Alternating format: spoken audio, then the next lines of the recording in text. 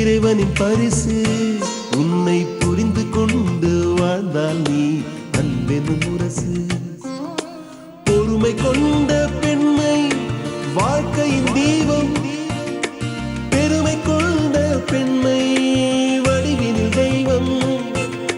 புகுந்த வீடு என்பது இறைவனின் பரிசு. உன்னை புரிந்து கொண்டு வாழ்ந்தால் நீ அன்பெனும் முரசு.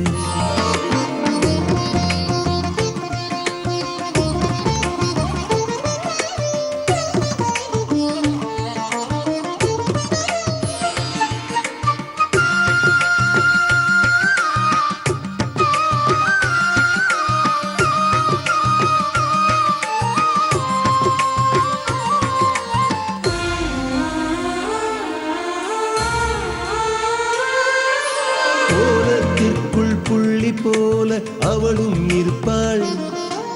கனிவோடு குடும்பம் வாழ தினமும் செய்வாள். பண்பாடு மாறாமல் வாழ்வில் நடப்பாள். சிறு பலனேதும் கருதாமல் சுமையை சுமப்பாள். படி தாங்கும் இரும்பாக துன்பம் பொறுப்பாள். இடி தாங்கி போல பிறரின் கவலை துடைப்பாள். கண் போன்று கணவனையே எண்ணி வாழ்வாள். குடும்பம் என்னும் கோயிலுக்கு காவல் ஆவாள். புகுந்த வீடு புகுந்த வீடு புகுந்த வீடு என்பது இறைவனின் பரிசு. உன்னை புரிந்து கொண்டு வாழ்ந்தால் நீ அன்பெனும் முரசு. பொறுமை கொண்ட பெண்மை வாழ்க்கையின் தீபம். பெருமை கொண்ட பெண்மை வடிவினில் தெய்வம். புகுந்த வீடு என்பது இறைவனின் பரிசு. உன்னை புரிந்து கொண்டு வாழ்ந்தால் நீ அன்பெனும் முரசு.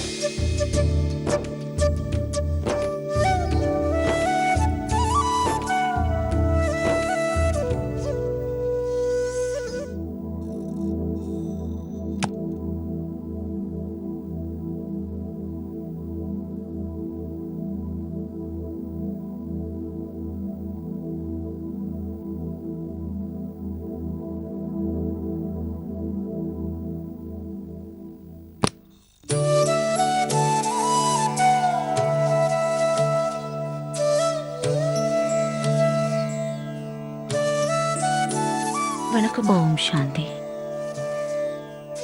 பேர் என்ன? ஸ்வேதா. நல்ல பேரு.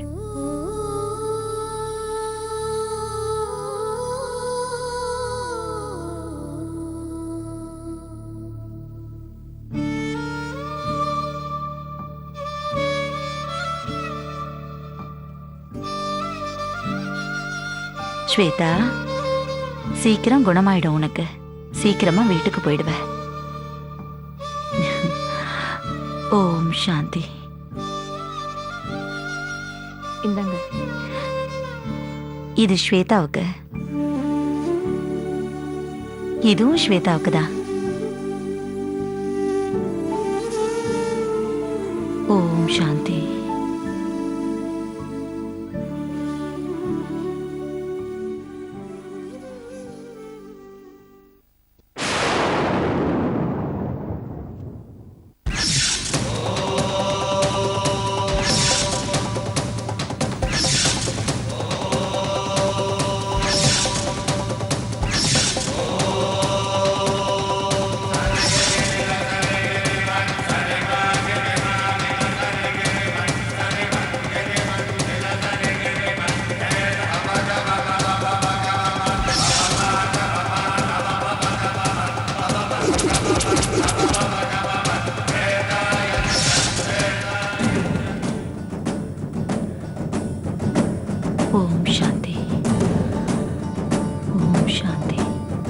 ஓம் சாந்தி.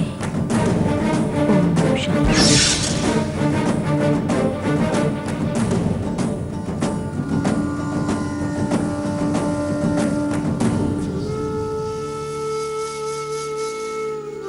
உன் பேர் என்னம்மா? ராதா. ராதா, இன்னும் 2 நாளைக்கு நீ வெளியில எங்கேயும் போகாத.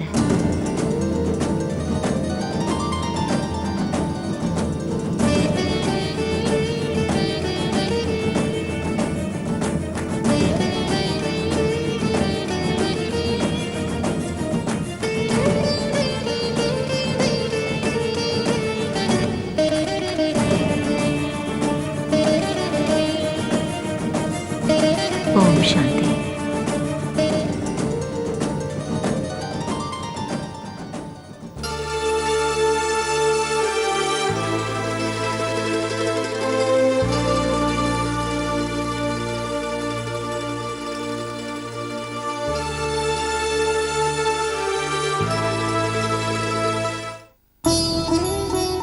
ராதா, இன்னும் 2 நாளைக்கு நீ வெளியில எங்கேயும் போகாத.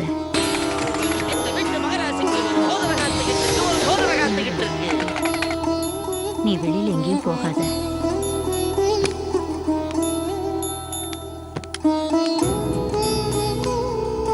அண்ணே, அண்ணே, வா ரகு, இன்னைக்கு எக்ஸாம் இல்ல? நேத்தே முடிஞ்சது அண்ணே. ஆமா, இப்போ ஒரு அம்மா வந்துட்டு போறாங்கல்ல, யார் அவங்க அண்ணே? அவங்க பேர் சாரதா அம்மாவா? பெரிய ஞானி, பெரிய சாமியார். ஞாபகம் இருக்கு அண்ணே, கேள்விப்பட்டிருக்கேன். அவங்க இங்க இருக்கிற பேஷண்ட்ஸ் எல்லாம் சீக்கிரம் குணமாகணும்னு ஆசீர்வாதம் பண்ணிட்டு போறாங்க. ஸ்வேதாவையும் பிளஸ் பண்ணாங்க. நானும் கூட அவங்களோட பிளஸிங் வாங்கினேன். இந்தா பிரசாதம் கொடுத்துட்டு போனாங்க, நீயும் வச்சுக்கோ. எப்படியோ ஸ்வேதாக்கு சீக்கிரமா உடம்பு குணமாக்கி வீட்டுக்கு வந்துட்டா அதுவே போதும் அண்ணே. நீங்க என்ன வேண்டிக்கிட்டீங்க ஸ்வேதா? அம்மா கிட்ட அப்பா அன்பா பேசணும்னு வேண்டிக்கிட்டேன். அப்புறம் அப்பா வந்து என்ன பார்க்கணும்னு வேண்டிக்கிட்டேன்.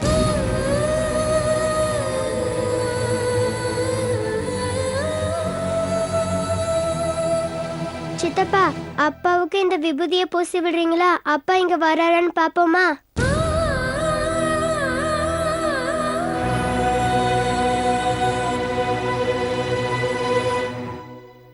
அண்ணே, அந்த பிரசாதத்தை கொடுங்க. நீங்க இங்க இருங்க அண்ணே, நான் வந்துடுறேன். எங்க வேறங்க போற? அண்ணனை பார்க்கதான். ஸ்வேதா குட்டி, நான் அப்பாவை போய் கூட்டு வந்துடுறேன். என்ன? ரகு வேண்டாம், நான் சொல்றத கேளு. நீங்க இருங்க அண்ணே.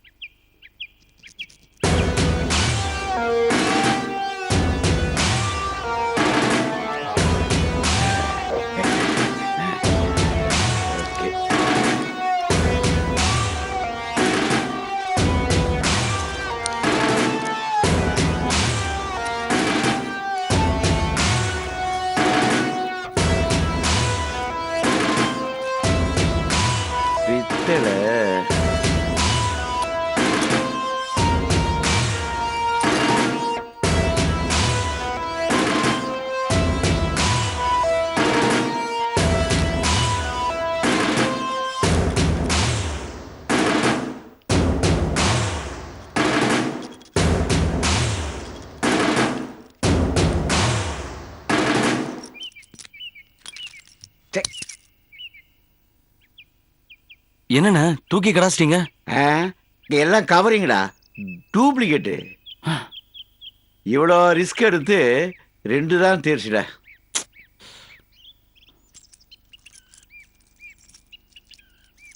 ஒரு 3 சவரம் தேரும், இது ஒரு 1.5 பவுன் தேரும். இருந்தாலும் இன்னைக்கு ரொம்ப கம்மிடா. அண்ணா, என்ன அடிச்சதுல பாதி எனக்கு தரேன்னு சொன்னீங்களே. வாடா வா, இன்னைக்கு நீ வண்டி மட்டும் தானே ஓட்டின, அடிக்கல. நீ அடிச்சிருந்தேன்னு வச்சுக்க, உனக்கு பாதி கொடுத்துருப்பேன். இதெல்லாம் சில்லறடா, இதில் பங்கு கேட்காத. என்னடா டல் ஆயிட்ட? உன் வேலையை வாங்கிட்டு உனக்கு பங்கு தராம ஏமாத்திருவோன்னு பயந்துட்டியா? ஒண்ணு பண்ணலாமா? நாளைக்கு வண்டியை நான் ஓட்டுறேன், நீ அடி, எல்லாத்தையும் நீயே எடுத்துக்கோ. நீ அடிச்சா உனக்கு, நான் அடிச்சா எனக்கு. டீலிங்லாம் ஓகேவா?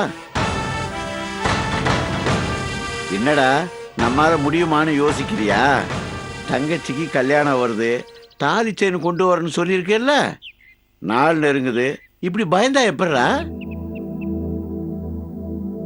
நாளைக்கு பைக்கே நான் ஓட்டுறேன், செயினே நீ அடிக்கிற, என்ன?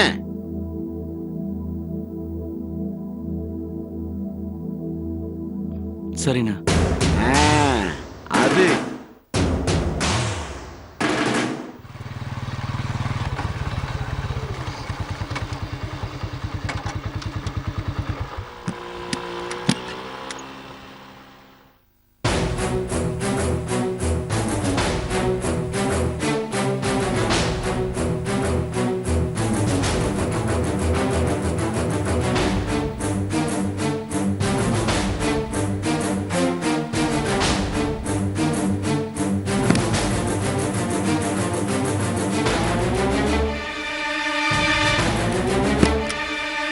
சார் நீங்க பாட்டு உள்ள வரீங்க? அவர்கிட்ட கொஞ்சம் தனியா பேசணும்.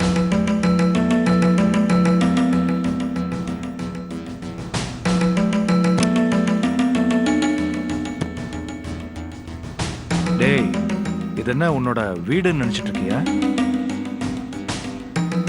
இது என்னோட ஆபீஸ். இங்க உன் இஷ்டத்துக்குலாம் ஆட முடியாது. நான் ஒரு கிளைண்டா வந்திருந்தா நீ சொல்ற அளவுக்கு நான் நடந்திருக்க மாட்டேன். உன் தம்பி அவங்ககிட்ட கொஞ்சம் பேசணும். என் தம்பிங்கிற உரிமை எல்லாம் ஏன் ஆபீஸ்க்குள்ள வந்து நீ எடுத்துக்க முடியாது. வீட்லயே அந்த உரிமை இல்ல, அப்புறம் எப்படி இங்க மட்டும்? நீ உரிமை தரலைனாலும் நான் பேசிதான் ஆகணும். ஹாஸ்பிட்டல் அட்மிட் பண்ணிருக்கிறது உன் பொண்ணு. அவ பேரு ஸ்வேதா. ஓஹோ, இது வரைக்கும் நீ வந்து அவளை பார்க்கவும் இல்ல, போன் பண்ணி விசாரிக்கவும் இல்ல. குழந்தையோட ஹாஸ்பிட்டல் செலவுக்கு அண்ணி என்ன பண்ணாங்க, எவ்வளவு கஷ்டப்பட்டாங்கன்னு தெரியுமா உனக்கு? ஓ, அப்புறம்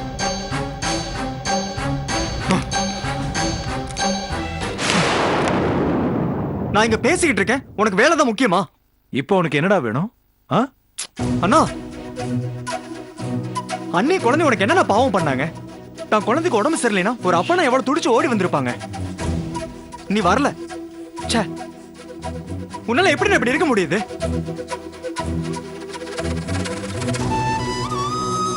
சாரதாமல்னு ஒரு செயின்ட் பேஷண்ட்ஸ்க்கு ஆறுதல் சொல்ல ஹாஸ்பிட்டலுக்கு வந்திருந்தாங்க.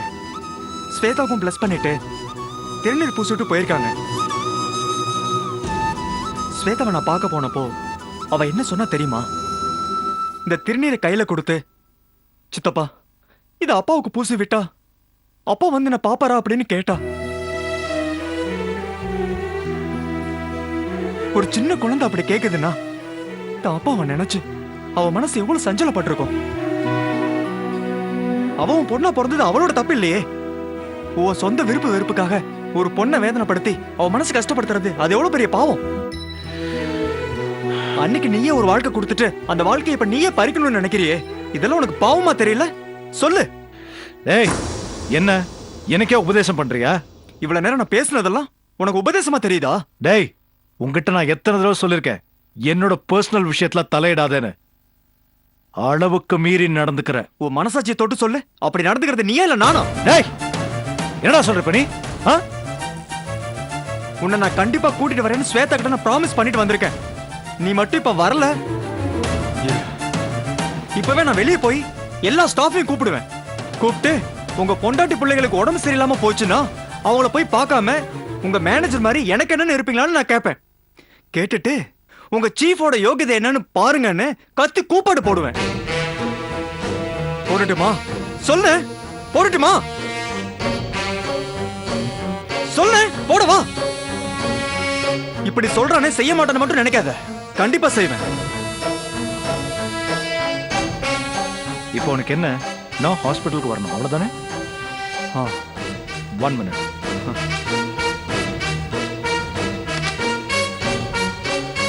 ஹலோ, பர்சனல் விஷயமா நான் கொஞ்சம் வெளியில போறேன். கிளைண்ட்ஸ் யாராவது வந்தா கொஞ்சம் பார்த்துட்டு. ஓகே.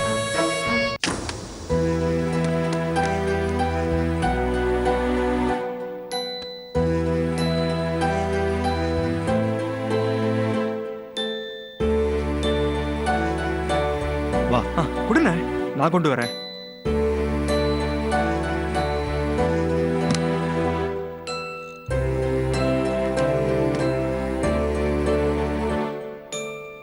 அண்ணே இந்தாண்ணே, நான் பைக்ல ஃபாலோ பண்ணி வரேன். எதுக்குடா பைக்ல வர? வா நம்ம வண்டியிலே போலாம். நான் எப்படி இங்க தானே வர போறேன். ஏறு ஏறு. சரி.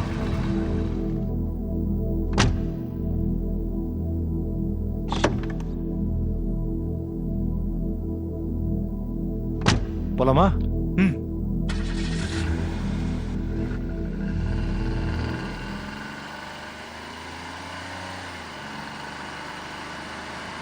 பாவம், அண்ணனை போய் தப்பா நினைச்சிட்டேன்.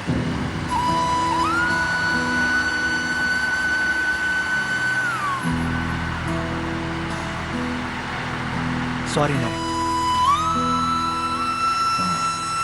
பாப்பாவை தன்னந்தனியா ஹாஸ்பிட்டல்ல சேர்த்துட்டு அண்ணி பட்ட பாடு.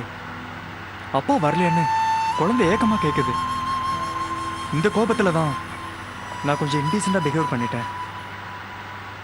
மத்தபடி உன்னை நான் இன்சல்ட் பண்ணணும்னு நினைக்கலண்ணே.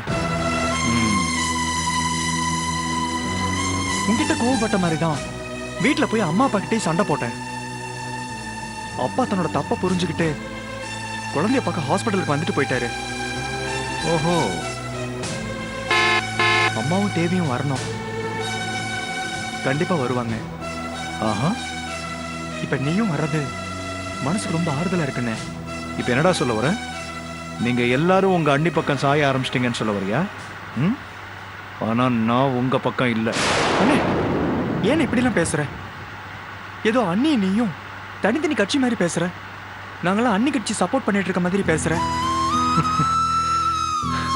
எங்களுக்கெல்லாம் முதல்ல உறவுன்றது நீதானே. உன்னை வச்சுதானே அண்ணி வந்தாங்க.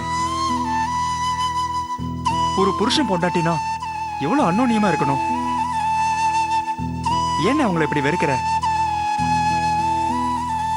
அண்ணி நம்ம வீட்டுக்காக மாடா உழைக்கிறாங்க, ஓட தேயறாங்க. அவங்க உன் மேல எவ்வளவு பாசம் வச்சிருக்காங்கன்னு தெரியுமா? உன்னோட அன்பு கிடைக்காத அண்ணே எப்படி ஏங்குறாங்க தெரியுமா? நீ ஏன் அதை புரிஞ்சுக்க மாட்டேன்ற? இப்படி வீடே கதின்னு கிடக்குறாங்களே, நீ ஏன் அவங்கள ஒரு மனுஷியா ஒரு பொருட்டா கூட மதிக்க மாட்டேன்ற? அண்ணி பாவம் அண்ணே. என்னடா மறுபடியும் உபதேசம்? ப்ளீஸ் நீ ஏன் அப்படி எடுத்துக்கிற? நான் உள்ளது தானே சொல்றேன். நீ ஆசைப்பட்டது கிடைக்கல, கிடைச்ச லைஃபை வச்சு சந்தோஷமா வாழலாமே. அண்ணியும் குழந்தையும் வெறும் பொம்மை இல்லையா அண்ணே? அவங்களுக்கும் விருப்பு வெறுப்பு வேதனை வலி சந்தோஷம் துக்கம்னு எல்லா உணர்வும் இருக்கே அண்ணே. உனக்கு பிடிக்கலன்றதுக்காக அவங்கள கஷ்டப்படுத்துறது எந்த விதத்துல நியாயம் சொல்லு? ஆஹா. இளந்தேவி உன்னை சுற்றுமாவி காதலான கண்ணீர் காணவில்லையா? நீ இல்லாமல் தேவதை இளந்தே. ஹலோ அனு. ஹலோ விச்சு, ஆபீஸ்ல இருந்து எப்ப கிளம்புறீங்க? ஐ அம் ஆன் தி வே. ரியலி? ஆமா. நான் ஓவர் கியூரியாசிட்டியோட வெயிட் பண்ணிட்டு இருக்கேன். சீக்கிரம் வாங்க. இதோ வந்துட்டே இருக்கேன். ஓகே ஓகே ஓகே, பாய். பாய்.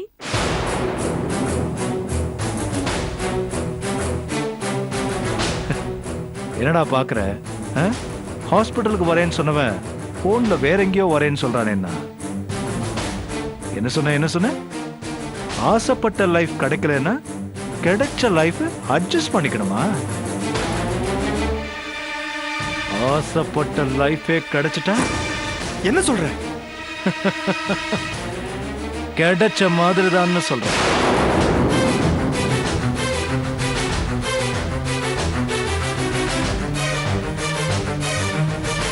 இவனை போய் நல்லவன்னு நம்பினேன்.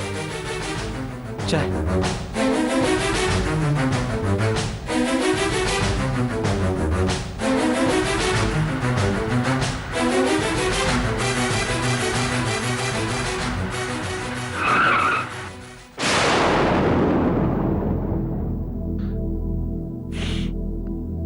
கொஞ்சம் கீழே இறங்குறியா?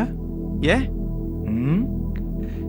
என் குடும்ப விஷயத்துல தலையிடாதேன்னு எத்தனையோ தடவை சொல்லியும் உனக்கு புரியல. இப்படி நடுத்தெருவுல விட்டாதான் புரியும்னு தோணுச்சு. This is my last warning for you, Mr. Raghu. இனிமேலாவது உன் வேலையை மட்டும் பாரு. Understand? இறங்குடா. I said get down.